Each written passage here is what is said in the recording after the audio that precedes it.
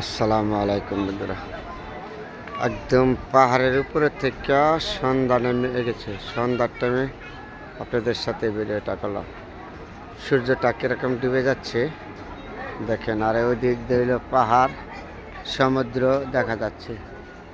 আর এখানে কত মানুষ এখানে বসবাস করতেছে আর ঘুরতেছে পাহাড়ের উপরে উঠটা হচ্ছে।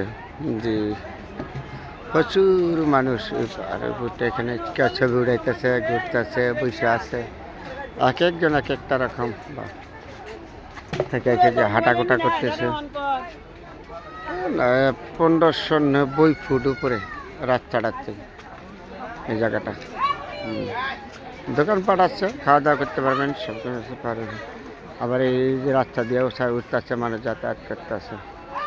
এটা বন বিভাগে পরিচালিত করে তো এই জায়গাটা, একটা পার্কের মতন করছে বন বিভাগ, এটার দায়িত্ব পালন করে।